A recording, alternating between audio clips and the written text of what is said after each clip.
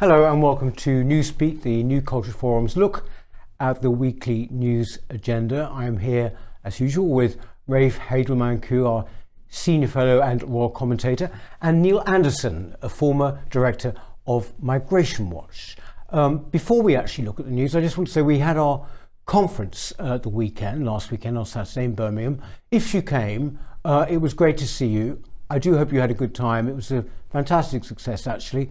In fact, next year we're going to have a bigger venue, which gives you an idea of how many people came.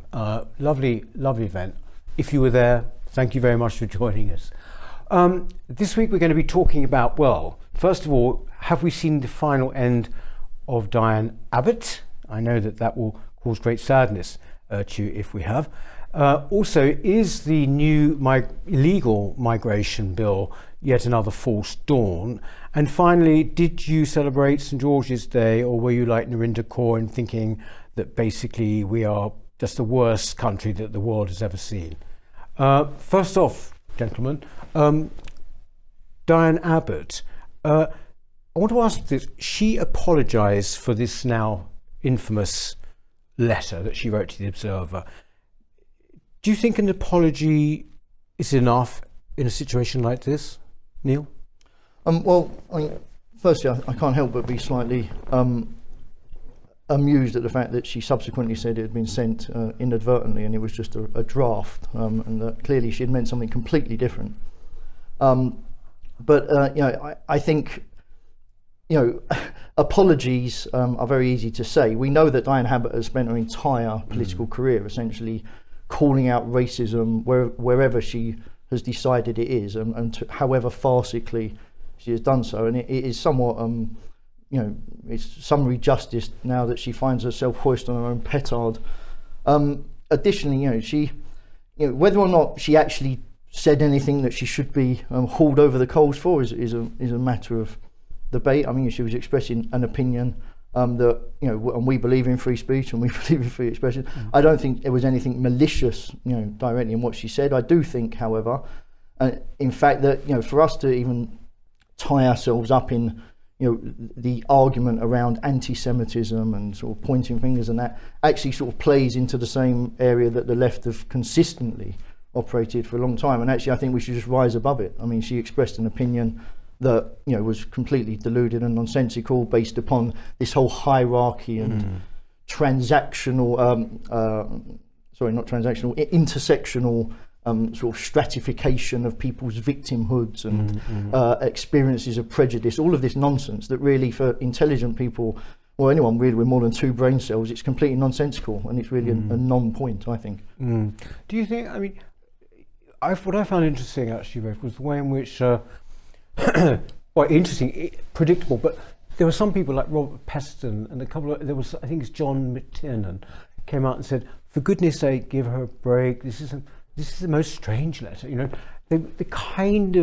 The amount of space they were giving her, compared to what would happen if it had been someone on, if you like, our side. Absolutely. I was amazed at those people who were trying to find a way out for Diane Abbott here, trying to say, oh, well, she's been a victim of racism, therefore we must be forgiving of her. It's like saying, oh, well, this person used to be abused, now he's abusing other people, so we mustn't punish them for that.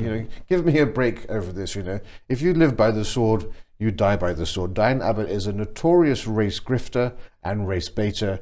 She has held the most awful accusations against people on the right, accusing them of racism for the most harmless and innocuous statements. Now, you tell me, if somebody on the right had been accused of something equally bad as this, would she be forgiving of that? No, she'd want their head on a platter. And I'm terribly sorry, but this woman has exposed her true racist element.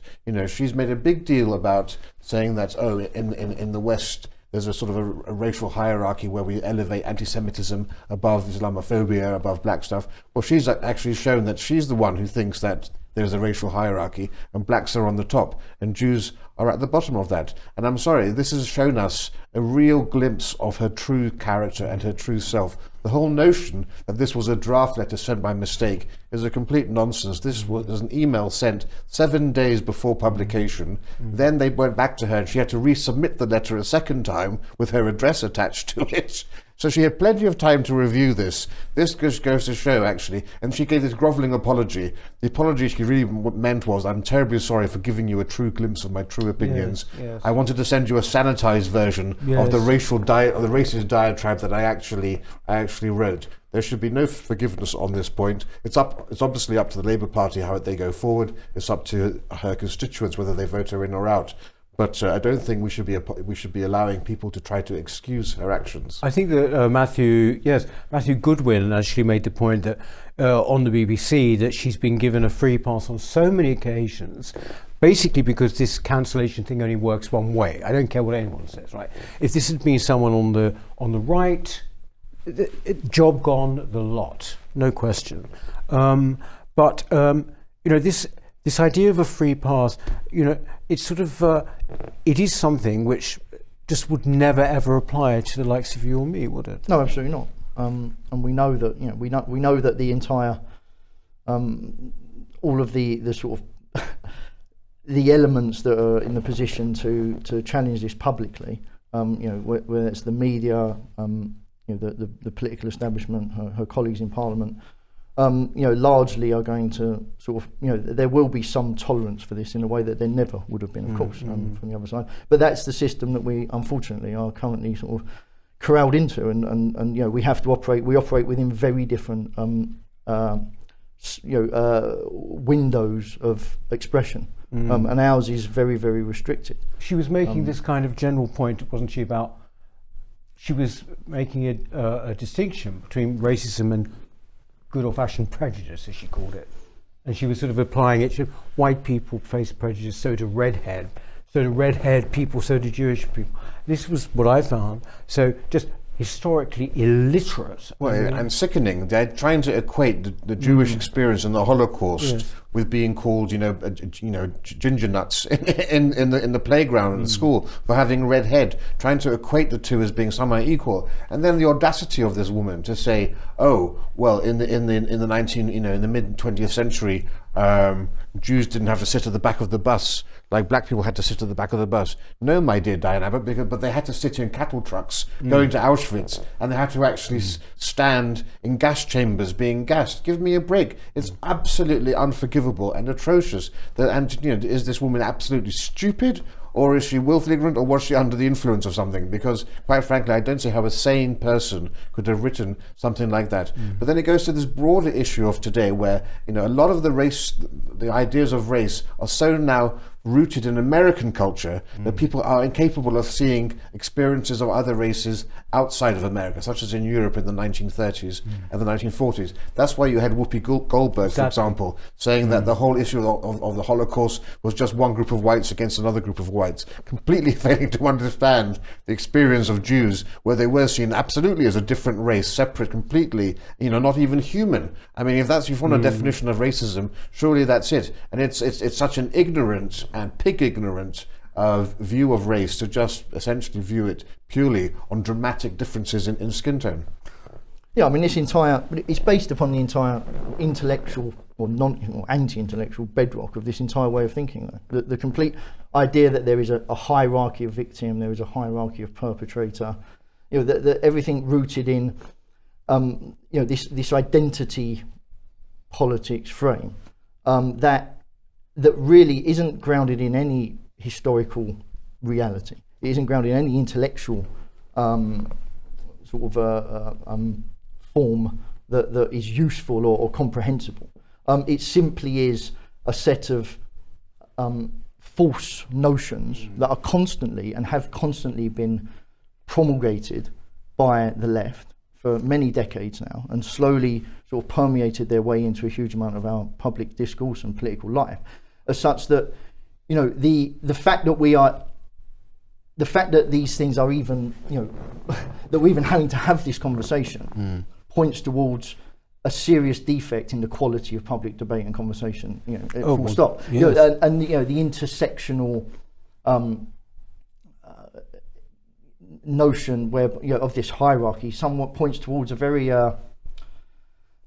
you can reduce that down ultimately to individuals, everyone's individual experience, and unfortunately they refuse to see things in that way. and therefore, we're going to constantly find ourselves, in this, on a battleground that actually I don't think we should be involved in. So as much as I can agree entirely, with her, being vilified for what she said, ultimately the whole conversation around this to me is something that we shouldn't really be reducing ourselves to being involved in, because it's basically one that. Be patient for the next few minutes, because we have to talk a bit about it. No question. I think as well, Whoopi Goldberg didn't get cancelled, did she, for that? I mean, she was like taken off air for a while. I mean, I would say that was just simply outrageous, not just sick, but again, sickening, that kind of characterization of the Second World War, effectively, and what was happening there. How much do you think the knock-on effect of this will be? Is that the end for her? She's had the whip withdrawn, hasn't she? But what does that actually mean? Do you think there'll be pressure on her just to stand down in Hackney? She's an MP for Hackney. Yes, so we've had before. We had Chris Williamson. I know another Labour chap had the whip removed from him. I don't know whether there is any coming back from this for herself. I just think it's such a mistake to make. And given that you even have people like Owen Jones distancing them, when Owen Jones is distancing themselves from you, then I think I think it is game over. It's hard to see how she'll be selected. But then again, I don't know what her constituency is like. Maybe she's extremely loved by the local party members, and there'll be some battle there. But I think it's very hard to come back from this. What do you think? I mean, this seems like a bit late in the day, in a sense, because with Corbyn, we had we had those whitewash kind of inquiries into anti-Semitism in the Labour Party. One which was done by Shami Chakrabarti, wasn't it? Which was just a joke of a whitewash. I mean, it was like, there's no problem here, nothing to see here. What do you think is at the root of left-wing anti-Semitism? I mean, that's like a whole series, I know, but it does seem to be, far more in the open than it was. Well, there's the conflation. Well, partly it's because the sense that they can, through the identity prism, that because Jewish people can be classified as white, essentially, that they are in some way a more privileged position than others. But I think the left has always had a problem with, firstly conflating Zionism and the anti-Zionist movement and anti-Semitism. They detest the fact that you have a very successful Jewish state in the Middle East that has, demonstrated that it can hold its own, outnumbered hugely by enemy states over many decades, that has, carved agriculture out of the desert, that has turned itself into one of the world's leading technology and military powers. A society that actually,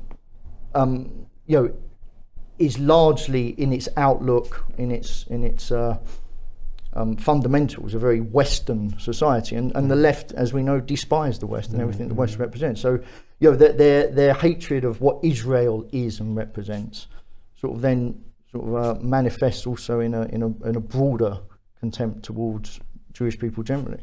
Yes. And of course there is the fact that they do to some extent also recognise that anti-Semitic views are held among certain elements of our immigrant population, that they have consistently tried to and do successfully actually largely get the vote from, and they know that actually the Jewish population in the UK is about 250,000, and whereas their target for anti-Semitism actually brings far more people in on side from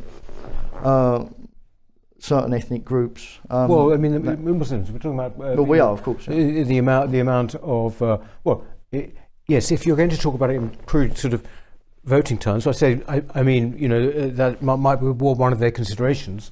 It's like sort of 3.5 or whatever it is now, Muslims, as opposed to a quarter of a million Jews.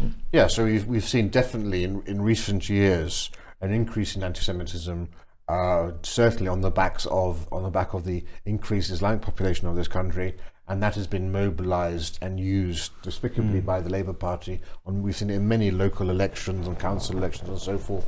Not just against the Jews, I should also say. You'll remember, I think at the last May elections, was it, or recently, when they were showing Rishi Sunak with Narendra Modi of India, of course, being a Hindu nationalist leader, also inclined to incite Muslim passions on that same sort of thing. So that's been the most recent sort of propane gas underneath anti-Semitism. But Neil's quite right in what he's saying about the loathing of Israel, which they now equate with Nazism.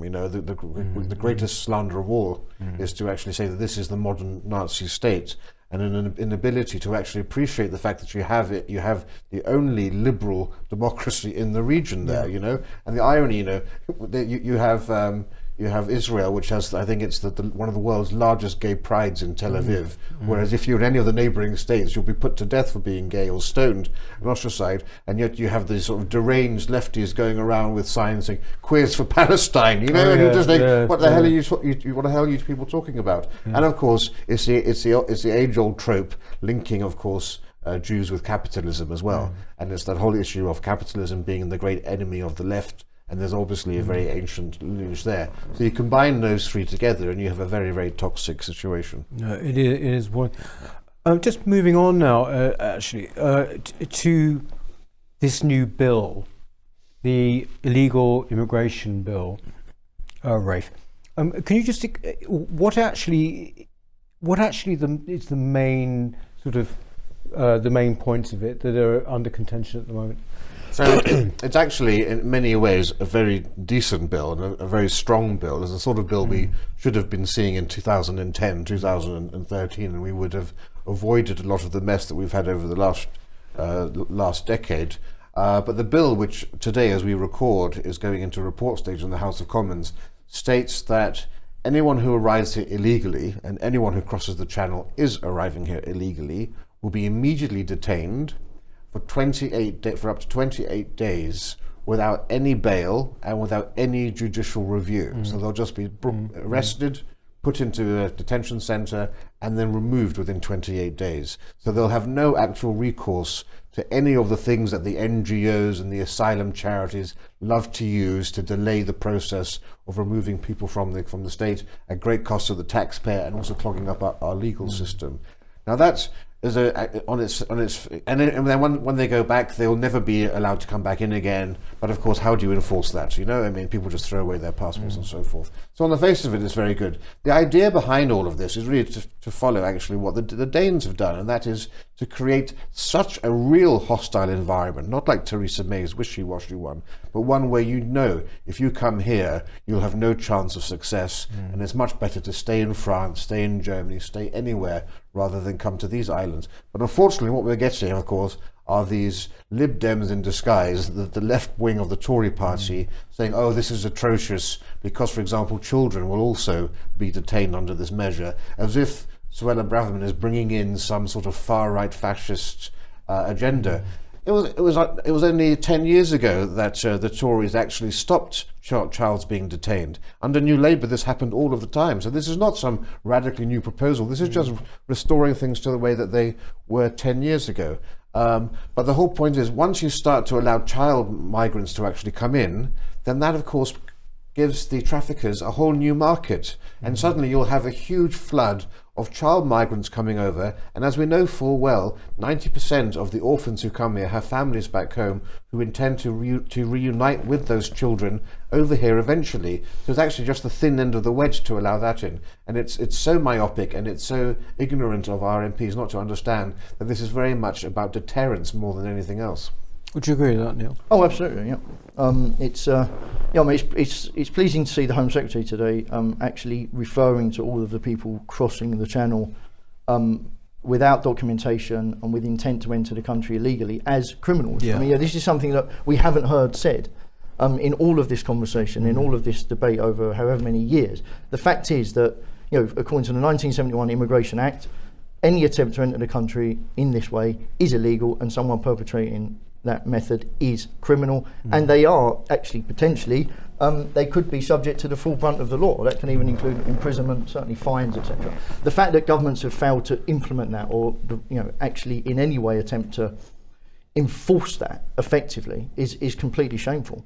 And a great irony is that under Blair, despite the fact that this is what got us started on the the enormous scale of immigration that we have today.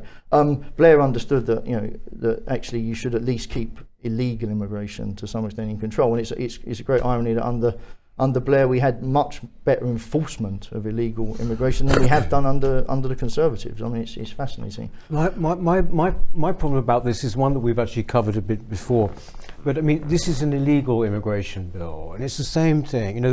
One can sort of get involved and discuss it and all this, but ultimately you sort of think, there's this issue here and then there's this issue here, which I wish it had been, in other words, an immigration bill and not a illegal immigration bill.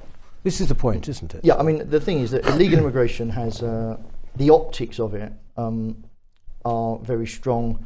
The images of people crossing the channel, arriving in dinghies, all of this, and the media lap it up. And it is a great distraction from the fact that we are talking about, even now at the levels that it's at, and they're unprecedented, but we're talking about numbers in the tens of thousands coming into the UK in this way, where we have 500,000 net migration into the UK at the last count, and that's 1 million people coming in. And we are just and that allows, in a way, it's a distraction technique in a way. It takes people's eyes off of the fact that while we are controlling illegal immigration or attempting to, and let's be honest, once the lawyers get into this, we'll see. We are enabling vast amounts of migration through supposedly legal channels, and the problem with this is that the disingenuousness with which this is then, we are told that the public are only interested in control, and this is something that we know is patently untrue. The public have consistently said for many decades, poll after poll after poll, have consistently stated that they don't just want controls, they want reductions. In fact, they want significant reductions in migration into the UK through any means. I think that's one of the worst bits of dissembling, actually. Absolutely. Where that sort of the public want control. That's what they were Take back voting control, for, yes. during the Brexit campaign. Shocking dissembling, actually, and they sort of seem to be getting away with it, actually. I mean, and well, there's no coverage, as Neil has quite rightly said. So much attention is given to the illegal migrant crossings, to these alleged asylum seekers, that soaks up all of the news time, and nothing is ever given, no attention. No political party is making a stand on any of this. Even indeed on the right of the Tory party, it's only some parties are quite relative newcomers to this discussion. And of course, it serves the Tory party's agenda very well to actually be seen to be tough on illegal immigration, because then there's a general assumption that the Tories are getting immigration under control. And of course, we it's not cynical to say how interesting the Tory party is right now, that just a few months before the general election, they're suddenly getting tough on gender identity, they're suddenly getting tough on immigration and on crime and so forth. But absolutely, you're quite right. Look, less than 1% of the population of all those who've come over here by boat amount to 1% of the people who've come illegally, whereby we have 42% of the immigrants in this country today have arrived just within the last decade, and that was all under the Tory reign. I mean, Neil, you were director of Migration Watch for a number of years. It must be a terribly difficult job. I mean, Migration Watch is probably the only think tank that wanted some kind of limit on migration. I'm putting it broadly. Constantly up against these other kind of NGOs and think tanks who never laid their cards on the table and said, we're actually for open borders, which is what they are, isn't it? Basically. You would actually have to go on to the media and argue with these people, but Migration Watch, there was always a hostility towards, wasn't there, in certain media? Yes, I mean, the problem is, as we know, that to a large extent, having these arguments is very difficult, because we're trying to bring reason, and a lot of the people we're arguing with are not interested in a reasoned debate. I mean, we see this across all areas of discussion. They don't like a reasoned debate because obviously they're wrong. But I mean, institutionally, there are just so many challenges to to changing what has been, you know, established policy now on immigration for at least 25 years, and arguably a bit longer. You know, this isn't just about NGOs who are getting huge amounts of funding, you know, far more funding than we could, you know, than those who are opposed to the current status quo could dream of. They're getting, you know, there's a lot of money coming from central government into some of these trusts and foundations that are looking at this, all taking the view that immigration on the current scale is a good thing. Obviously, big business has huge vested interest in maintaining high levels of migration, you know, for the purposes of keeping labour cheap, and, you know, not having to invest and innovate and you know, mechanise. You know, it's no coincidence that the UK has fewer robots per capita than, you know, Slovenia in this country, because businesses have not had any incentive to mechanise and innovate. You know, we also, you know, face obviously the bedrock of the entire immigration industry, as I will call it, is obviously the legal firms and legal NGOs that are there, that are constantly fighting every attempt to reduce or diminish, constantly pushing back on any government policy that, you know, even touches upon lowering numbers of migrants. And so, you know, you are very much as you know, talking about Migration Watch do a fantastic job, you know, but they are the only voice there representing the voice of the majority of the population on this subject. And, you know, it's incredibly challenging to do that when, you know, you are up against a very, very powerful pro-immigration lobby across all areas of public life. You know, I think if there's one thing that has been catastrophic for public trust in institutions, it's been this issue, actually, for me. Because, you know, this one that, you know, people, you can't, people say we were never asked, and they're quite right. So we were never asked, and about whether we wanted this. But of course, that was characterised as being boneheaded for a long time to even say that. But when you know that nothing that you do is going to change this, then of course people are just going to get completely demoralised and fed up with the whole. It's a wonder that they even vote at all, you know, which I think is one of the reasons they voted in such huge numbers for Brexit. Yeah, and it's worse than saying we were never asked, because people have actually consciously voted for the Tory party, which pledged in its manifestos from at least 3 or 4 elections to bring migration down to the tens of thousands and then to control it. So people were voting with an understanding that this would be delivered on. And yet every 4 or 5 years, from Cameron through May, through Johnson, every 4 years the Tory party will be exposed as having completely reneged on those manifesto pledges, and yet they come back in with another majority at the next election on the same false prospectus of a manifesto. And of course that erodes the trust, especially now that we've had this seismic once-in-a-generation shift in politics, whereby the Tory base now is vastly different to how it was 10 years ago, including a huge number of former Red Wall Labour voters, and many of the old Tory guard have gone on to the Lib Dems. But that hasn't been reflected really in it has been reflected by some Tory MPs from those constituencies, but as a whole the Tory parliamentary party and the leadership are still representing the values of a Tory base that has long ago deserted it. Because Neil's quite right. People often say to me, well, we can understand why Tony Blair and Peter Mandelson had this experiment with mass migration to basically, because 80% of ethnic minorities vote for the Labour Party, so flood the nation with ethnic minorities and you will have Labour governments for decades to come, as we now see in London, which is a one-party state under Khan, under Labour, and all cities in this country which have ethnic minorities as a majority will have Labour governments. So you can understand the Labour Party's logic. But what was the Tory logic? Well, of course, as Neil said, it's been economic. In just the same way that people think Angela Merkel was being altruistic by opening her door to a million Syrian refugees. Oh, look how lovely we are. No, they were doing that because they needed more people to come into the labour force. And that was the reason, that was the driving force behind accepting those refugees in, was to actually increase the labour force. In this country, it's because the Tory party is essentially still a neoliberal philosophy, led by a neoliberal philosophy of economic free markets. And we saw that with Liz Truss. Liz Truss, a former Liberal Democrat, never a Tory, came aboard the Tory party, and when she became Prime Minister, what does she want to do? She wanted to open the borders to allow more immigration in to fuel the economy, completely contrary and out of touch with what the Tory party membership want to do. Actually, yes, and before that, actually, during the Johnson era, again, there was this deception that you mentioned, in the sense that they were saying, we're dealing with it, but in fact they were easing, weren't they, incrementally, all sorts of rules relating to immigration. And they were ignoring advice. I mean, the Migration Advisory Committee, which advises the government on this subject, quite clearly stated in their reports under the Johnson administration that immigration, is primarily in this case of low-skilled workers, was not economically viable, and it certainly was detrimental. I mean, it goes without saying, really, but it was detrimental to the lowest skilled and lowest paid people in our society. And the government completely ignored that and liberalised the work visa anyway.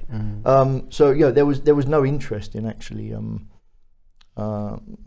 implementing that advice, and the Migration Advisory Committee was hardly an anti-immigration body by any stretch of the imagination. But so there was once again, a lot of that is simply optics. If you have this independent body that is reporting to you, and you can say you're taking their advice on board. A, you don't have to, and they didn't, and B, it just sort of it gives an implication that in some way you are listening to all opinions and all perspectives. I mean, this is talking about Migration Watch. This is something that happened there, where you have, where you're the only entity giving, a view from the other side, from our side, and obviously you have to be there. You have to be doing that, because that this must be heard within parliamentary groups, etc. And committees in Parliament. But actually, the extent to which then you're in a way also, by taking this line, enabling them to say, well, we've arrived at our immigration policy through a consultative process, and we have listened to all opinions. It sort of in a way gives succor to that. Yes, exactly. So it's a very difficult place to be if you're trying to actually change things and actually get the will of the people. But at the conference our conference of the weekend, we had two of the smaller parties. We had someone from Reform, Ben Habib, and someone from William Clouston, who's the leader of the STP. Do they offer anything new? The SDP, I think, are the ones who are closest to what needs to be done, particularly by saying that they want to have, is it a moratorium, or do they want to limit it to a pause? It's a pause. I personally think you need to stop all immigration to this country, with limited exceptions, for at least a decade, if not for a generation, even though a generation is hard to achieve. But the SDP are the only ones brave enough to actually come close to saying something along those lines. And it's so, we've never had in this country a French Gaullist type of political party, which is traditionally conservative, patriotic, tough on immigration, strong on defence, but also believes in having a welfare state and protecting the most disadvantaged. And it seems to me that if the Tory party adopted the STP party's manifesto, they will be guaranteed, well, maybe not now, but in previous years, they would have actually been able to connect properly with that red wall, because that's actually what most British people want. Are Reform saying anything different, Neil? It's very hard, I think, at the moment to see where Reform stand on this issue. Yes. I'm not seeing anything. I'm not seeing anything obvious. Yeah. I know. I saw an article by Patrick Flynn in the Spectator, where he was speculating that they might go along with this idea of net zero migration. Simply he's suggesting, the fact that zero is in the title will be enough to, I say fool people, but I mean, it's so unsatisfactory, isn't it? I mean, I got the impression that he was going for net zero simply for the reason you've just said, that it's the same as the net zero sort of carbon or whatever. It's a catchy summary. But we should perhaps explain to people at home that the spin that's going on with the government and everybody else, even people on the right, as we said with Reform, are using this term of net migration figures. Net migration figures are so deceptive. So you'll always hear now the government say, well, we've had 500,000 net migration to this country is at 500,000, which in itself is absolutely shocking.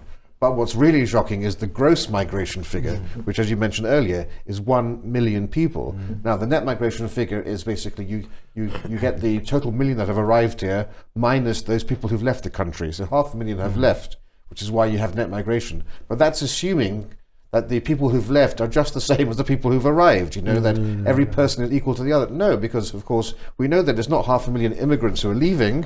It's a lot of people who are white British going to Canada and Australia, New Zealand and to Spain. And the idea that people arriving here will be just an easy fit, culturally assimilated, just to the people who are leaving here, is a complete nonsense. So we must stop using this term net. It's gross migration. Yes, exactly. But also, it certainly just obviously meets their purposes, doesn't it? I mean, to do this. And I think at one point there was even, if I remember, there was some discussion going back in UKIP days whether something like this should be the policy, but it was sort of thrown out. But it plays. It's the ultimate liberal conceit, isn't it? The culture doesn't matter. Yes, exactly. Individuals matter. We simply count them in and count them out, and who they are, what they represent, what they embody, what their values are, how they relate to the society they're coming into. Whether or not that's a deep felt attachment or whether it's simply a purely transactional thing, which in most cases it is, certainly nowadays, that becomes irrelevant. But there's this kind of unholy alliance, isn't there now, really basically between free market liberals who do see them, count them in, count them out, and that's all they see them as. And you've got the kind of left multiculturalists who basically anything which in any way dilutes the sense of nationhood they'll go for. Isn't that right? And they're both working together, aren't they? Speaking of nationhood, finally, it was St. George's Day last Sunday, the 23rd, of course. But it was actually, it passed by, I think we had a nice message from Sadiq Khan, the mayor, didn't we? About St. George's Day. There's this usual thing, at least on Twitter, isn't it, where basically it's like with absolute, predictability, out they will come saying, do you know that actually St. George wasn't really English? Do you know, blah, blah. Of course, you could turn around, could you not, and sort of say, well, actually, doesn't that show how incredibly multicultural we are? That we have a saint who wasn't English or whatever. But did you celebrate? How did you celebrate? Yes, well, I always mark every year. When I can, I go to Leadenhall Market in London, which usually has flags and so forth decked out. But I went to see a friend who had a St. George's cake, and we cut that, had a glass of champagne and a little celebration there. But it was a subdued, but I mean, there's no other way to really celebrate now, apart from making your own events, because there's nothing being done on any national level. Yes. It is still the case. It should be a public holiday, shouldn't it? I think there's a strong argument for that. I mean, I've always leant towards a Trafalgar Day public holiday rather than St. George's Day. But I can see why people might want to see an English national holiday.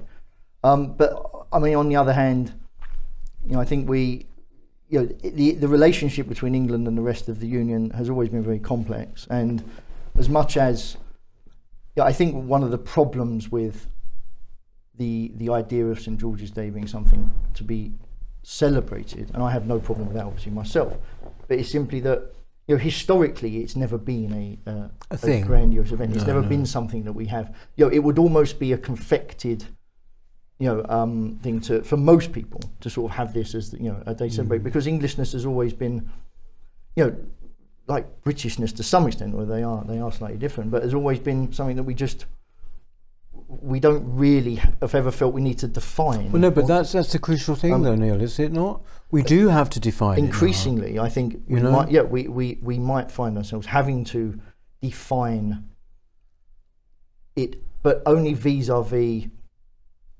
I mean, if we're looking at the Union and we look at the United Kingdom, historically that never needed. We don't have a written constitution. We've always had a very idiosyncratic understanding of who we are and what we are.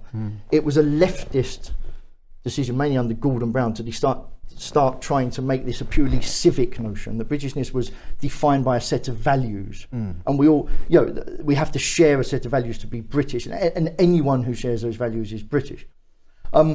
Englishness has more of an ethnic dimension to it. The notion of being English. But the cultural associations of Englishness, whether that's cricket on the green, or tea, maiden aunts going through the mist on their bikes. Yes, all of this really, these are things that some people will consider to be representative of Englishness, some will not. In the same way that there are notions of Britishness that some would associate themselves with and some not. Historically, I think the great tragedy for us, both as English and British people, is that we have to define and assert these things now, that we are expected to say what these things are, rather than simply the historical sense that we were all, we are largely, at least historically and culturally, homogenous society. Doesn't have to do that. It doesn't have to define itself in sort of by a set of values. It knows what it is, and I think it's a sad indictment on the state of our social and political life that we are having to sort of assert what these things mean, rather than just simply be able to live them. But they are very much under attack. It's sad, but it's essential now. I think this is the point. If we don't, because in all unions, the strongest member state invariably is the one least likely to identify with itself. So if you look here, English nationalism was always, as you say, very subdued, very modest compared to our Celtic neighbours. If you look at the Yugoslavia, the Serbians would always say they're Yugoslavians rather than anything else. If you go to Canada, Ontarians would always say that they're from Canada, whereas everyone else would say they're from British Columbia or wherever. The English would say that they're British first, whereas the Scots would say, well, no, we're Scottish and we're Irish. But of course, what the English have found, of course, is that over the recent decades, the Scots and the Welsh have been able to throw their toys out of the pram and get huge concessions from Westminster, not only through devolution, which has given them huge powers, but also you have Scottish MPs voting on English-only legislation. You've got you got transfers of payments to Scotland, which are far in excess of, in terms of NHS per person spending is higher than here. And so the English sort of feel naturally resentful. They don't even have their own English Parliament. And they see everyone else benefiting from this scheme, and it particularly sticks in the craw when all of the great values and things and traditions of Britain are actually English. Really, it's the common law, parliamentary democracy, the mother of parliaments, the English language, sports. There's so much of Britain is actually English, and I think there's a real need for England to reclaim those as their own. And particularly when you have immigration the way that it is, and this sneering condescension of the elites towards English patriotism, I think it's quite understandable why English people need to take a stand. And you're really seeing that. If you look at football matches 30 years ago, the Union Jacks have all gone. It's now the flag of England, for example. St George, I used to subscribe to This England magazine when I was a teenager. Oh, goodness. And I remember charting the sale of St George's Day cards was going exponentially over a 20-year period. So there is this resurgent pride in England, and I think it's quite right and it's quite necessary. I think so. It's also a desire to hang on to something. I think actually, I mean, that football thing is very true. If you look at 1966, all Union Jacks, right? If you look at any Euro contest now, it is just England flags.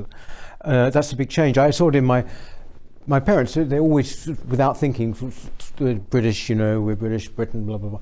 And then, towards the end of their lives, they started calling themselves English. I always make sure to call myself English now because I am English, And I also think it's sort of, if anyone can be British, then almost nobody's British. That's the problem. So, this English resurgence is an attempt, actually, I think, to actually hold on to something. I think that's true, though. I think it's drawn from it's a response to a more assertive Celtic nationalism rather than any other factor. To be honest, I think particularly where we've seen since devolution, of course, and particularly with the Scots and the Scots nationalists being so successful and very quite obviously quite blatantly anti-English. It's almost a sort of acceptable form of racism in Scotland among some people. And I think that we've seen this need to sort of recapture Englishness in the face of that, rather than any internal dynamics between the notion of Britishness and Englishness. I'm not sure about that, actually. I think they've always been. These others have been defined against Englishness. The Scots were defined against the oppressor, England, and also the other thing as well. They were those nationalisms, Scottish and Welsh, were always considered acceptable because they were broadly seen as left-wing, broadly seen as anti-establishment. Although the SNP were originally closer to the Nazis than anything else, I would say. Yeah, they keep rather quiet about that. But I think the broader point is, like Cameron said, we don't do flags, David Cameron. Well, I'm sorry, but he's born of possibly an old-fashioned Tory romantic idea that essentially we didn't have to and everything. Well, we do have to now. It's as simple as that, I'd say. Yeah, I mean, the thing is, it is concerning when because Britishness has been so devalued and so impugned in many ways, that obviously that gives succor to the nationalist movements in other countries.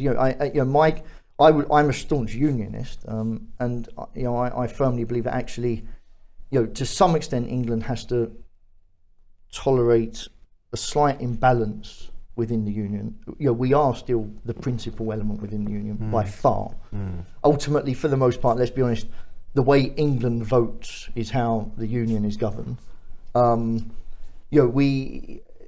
think there has to be a slight degree of tolerance, unless we have a complete reorganisation of our constitution and create some sort of federal system. I don't see any alternative. So, as much as I don't have a problem, of course, with English, assertions of Englishness and St George's Day, etc. I just see it slightly as more of a we need to recapture Britishness rather than assert Englishness. I agree, and I for many years have also supported the idea of a Trafalgar Day or a Battle of Britain Day, September the 15th, to celebrate. But there's also the idea of the lack of balance here, where English people are the only ones within the union who feel that they can't celebrate their national identity, and it's the unfairness about that. If you go to Edinburgh and you walk around the Scottish Parliament, you will see the St Andrew's Cross everywhere. Now, I remember when we left the European Union, there were 3 flagpoles outside City Hall, and the EU flag came down, and I wrote to the mayor at the time and I said, look, London is actually the capital of England, The English flag should be flying there, but no, nothing at all. You have 2 logos now flying on those flagpoles. And I thought, why would you be so ashamed that this is actually the capital of England to fly that flag? You have the sneering of Emily, what's her name? Thornbury. Emily Thornbury. We had this shrieking banshee on GMB recently, saying how that the English have nothing to celebrate for. It's this idea that the English are uniquely are not allowed to celebrate who they are or to take pride in who they are, when actually it was England that made the modern world. England has more pride and more reason to be proud than any other nation for creating the very foundations of the society in which we live today, globally, from capitalism and democracy to the Industrial Revolution, to the spread of the rule of law and so forth. England's contribution has been unique, and yet we can't celebrate it. And I say I didn't regard myself as English, I regard myself as British, because I actually do believe Englishness is an ethnicity, and I won't be English until England separates and there's only an English passport, but I think the English should have that right to celebrate it. Oh no, without question. Yeah, I mean, and any attack on people being able to celebrate that, I find completely nonsensical. Of course, it's more. It is more in a way. It's an attack on that, but also, okay, she's a bit of a knucklehead, right? As you say, this Nurinder Court. However, what she was saying is something you hear all the time. Essentially, this the flag has become associated with the far right. No, come on. You've been saying that for years and years. You want it to be, actually. You want it to be associated with that, and also you don't like flags. As simple as that. You don't want a flag that's not associated with the right anymore. You don't care about that flag, But this is very, very common view, I'm afraid, in our media and in all of our institutions. That's the problem. That's why nothing ever really gets off the ground. I'm not talking about Morris dancing or anything. I'm just talking, even just a celebration. As you say, it's very confected. The one they have in Trafalgar Square now, it's very lackluster. I mean, did you know there even was one? They have one now in Trafalgar Square, but it's very, very lackluster. Yeah, I mean, the problem with St George's Day is actually there's not much to do, right? What, you get someone on a horse, you have Morris dance. It's very difficult to actually try to design something that's really engaging, and that's actually where I think real thought needs to be done in to actually try to create something that is memorable. Have there are no fireworks, for example, that sort of thing that would sort of make anything. But this idea that the English flag is racist. For me, it's the quintessential image of England as a pastoral landscape with an ancient parish church with a cross of St George flying from it, and I think that's so quintessentially English. Look, in the 70s, the Union flag went through the same issue with the National Front. Then in the 80s, you began to see our chaps, Daley Thompson and others, flying the flag at the Olympics. The English flag, in some people's minds, is being denigrated by its associations. But for most people in this country, it's a beautiful flag which symbolises their pride in their country. I mean, what astounded me with Narinder Kaur's comments, I think they were equally confected to a large extent. But it was the completely. Sorry to interrupt. We should say what she said because some of our viewers won't know. Oh yes, no. She said that there was nothing to celebrate. We oppressed half the world. I think it's also the way in which she said it. Actually, incredibly aggressive. In the way that we've come to expect from people, like that. But also completely anti-historical.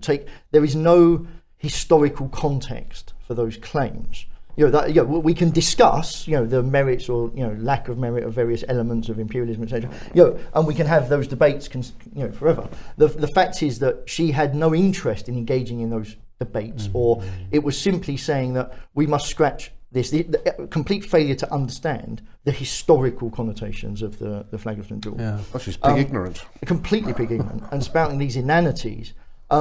Is simply it's that leftist agenda once again that you have to destroy, denigrate, or completely ignore history in order to resurrect this grand utopia that they think will replace it.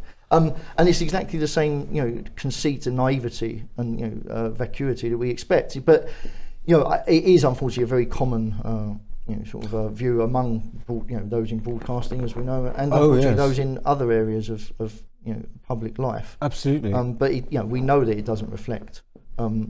Joe blogs on the street. Oh no, absolutely, and it never will. The interesting thing is, if you look back to, how many times is Orwell pressed into action these days? I mean, but that shows up what a great writer. But he said, there's always in Britain, amongst the intelligentsia, been something, as he put it, considered something shameful about English things, whether it's suet pudding or whether it is the common law. All of the tastes of the intelligentsia are defined by not being English. That stays right. That goes right through to the Bloomsbury group. Same thing. A kind of absolute contempt for these people. Going out and celebrating Edward VII's coronation, for example. Virginia Woolf talks about these ghastly crowds. Any national celebration of it all.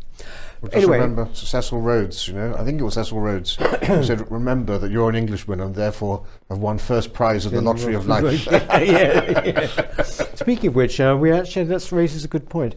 We said, Rafe was saying there, what is there we can do to make something into a celebration? Any suggestions, if you've got, please put them in the comments, won't you?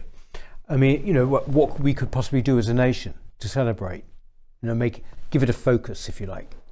On that note, thank you very much, Rafe. Thanks very much, Neil, for that. That's it for Newspeak this week. We shall see you next time. Bye-bye. Hello.